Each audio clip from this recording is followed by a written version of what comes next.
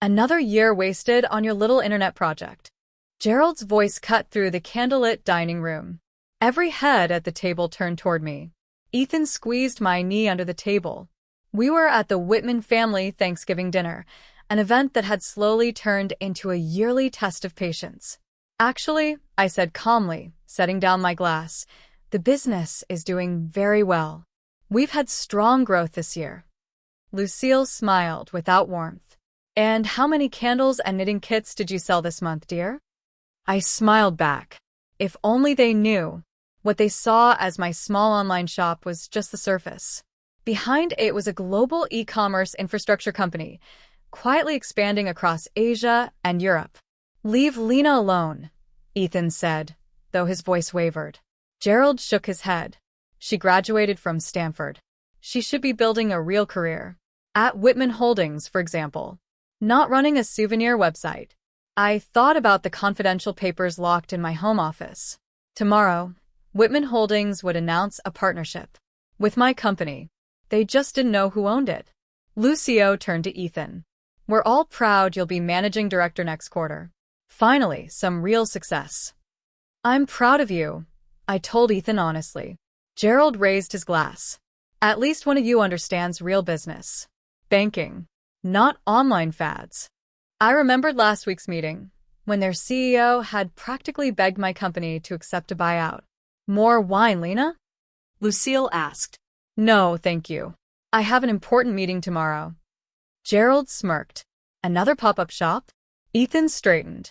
No, Dad. It's a meeting with your board. The room froze. What? Gerald whispered.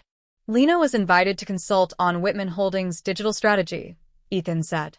Gerald laughed sharply. Carl would never approve that. He already did, I said quietly. His fork stopped halfway to his mouth. In fact, I added, he personally asked me to attend. Lucille forced a laugh. But what could a small online retailer possibly offer a major bank? I met her eyes. More than you think. Most banking now happens online. And traditional banks are losing customers fast. That's nonsense, Gerald snapped.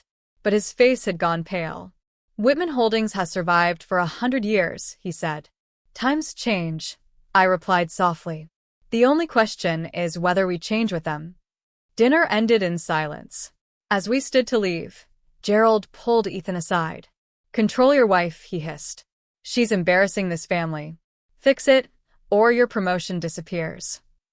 The drive home was quiet until we passed the last row of gated estates. Then Ethan laughed out loud. Did you see my dad's face when I mentioned the board meeting? I thought he was going to explode. I smiled, gripping the steering wheel a little tighter. Just wait until he finds out who really owns Archetype.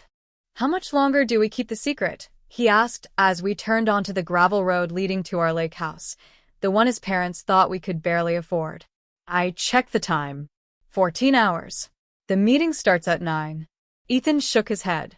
3 years of jokes about your little website, and tomorrow they find out you're the only reason their company isn't falling apart. Not owning them, I corrected. Saving them. Whitman Holdings is only months away from digital collapse.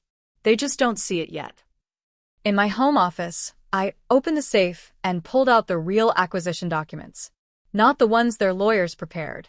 The ones my legal team finalized. The terms were simple.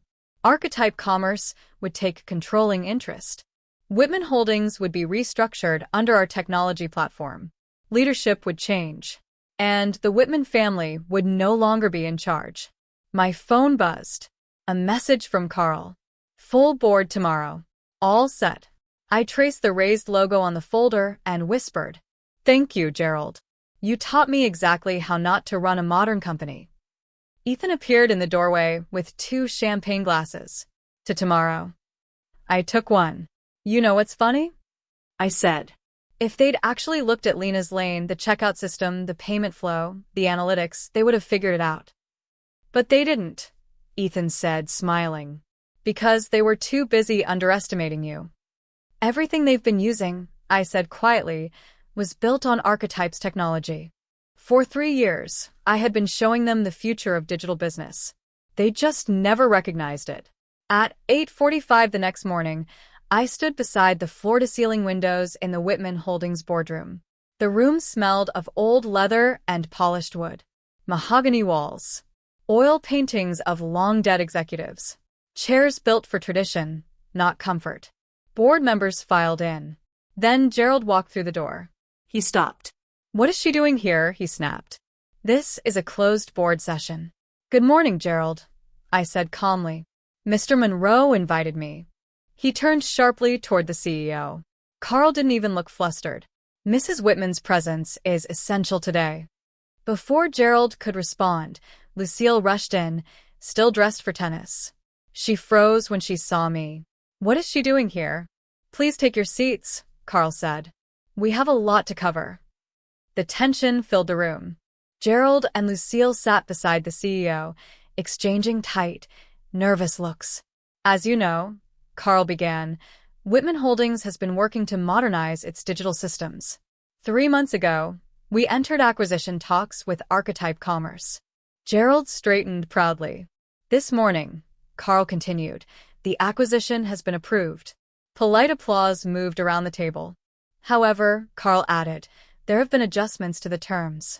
Gerald frowned. "Adjustments?" "The deal was finalized." Carl looked at me. "Perhaps Mrs. Whitman would like to explain." Every face turned in my direction. I stood, smoothing my gray suit. 3 years ago," I said evenly, "I founded a company called Archetype Commerce. It began as a simple platform for small retailers to launch online stores," I said. "But within a year, we expanded into payment processing, digital banking tools, and secure fintech infrastructure." Gerald blinked. "That's not possible." "Lena's Lane was never just an online shop," I continued calmly. "It was our live test platform. Every purchase, every customer message, every support request fed real-time data into our system."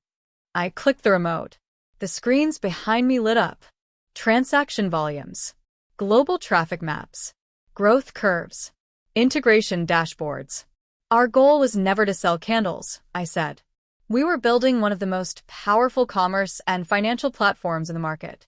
The numbers on the screen made Whitman Holdings' performance look painfully small. "Last year alone," I said, "Archetype processed more than $18 billion in global transactions." Gerald's face strained. "And that's why," I continued, "Archetype isn't being acquired by Whitman Holdings." I paused. "We're acquiring you." The room erupted. Chairs scraped back. Folders snapped open. Several board members spoke at once. Lucille grabbed Gerald's arm. He didn't move. Carl raised his voice. "The board has already approved the revised structure. Whitman Holdings will keep its name, but all operations will move onto Archetype's infrastructure. Employees will remain in place. Executive leadership will change." "This is outrageous," Gerald snapped. "The board would never agree to this." "They already have," said Eleanor Walsh quietly. "This isn't just an acquisition, Gerald. It's a rescue." "A rescue?" Lucille whispered. "Yes," I said gently. "Your systems are nearly a decade behind. You're losing clients every quarter. Without this merger, Whitman Holdings would be insolvent within a year." Gerald slumped back into his chair. How did we not know about Archetype?" he asked softly. "About you?" I looked at him. "You did know," I said.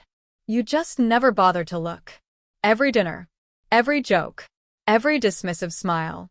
Each time you mocked my little website, you were mocking the very platform you were trying to buy. The next few hours blurred together. Signatures, legal briefings, press coordination.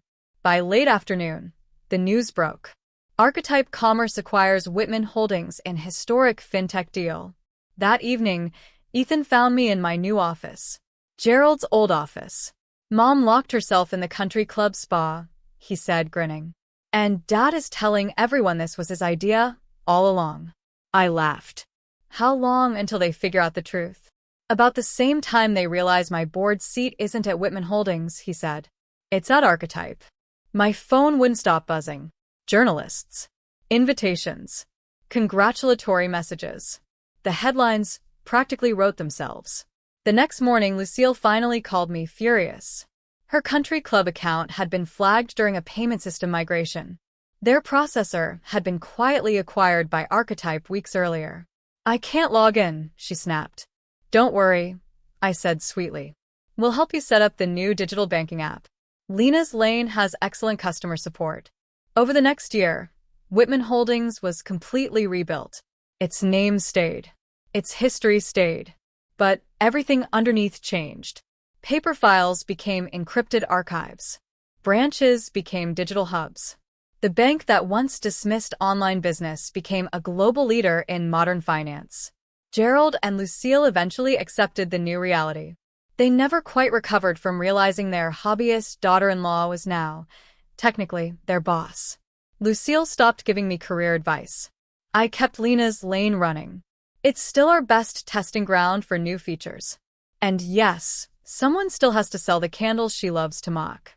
Ethan earned his place on Archetype's board on merit, not his last name. Sometimes I catch Gerald staring at the Archetype logo shining on top of the old Whitman building, as if he's still trying to understand how the future passed right in front of him. My office now holds both worlds. Old ledgers beside live fintech dashboards. Traditional awards beside trophies for innovation. Because success doesn't always announce itself. Sometimes it grows quietly, while others underestimate you. And sometimes the best revenge isn't proving people wrong. It's saving them from their own outdated thinking. If you've ever been dismissed, underestimated, or told your dream was just a hobby, keep building. You don't need permission to be powerful. You don't have to be loud to be successful. Let your work speak. Build anyway.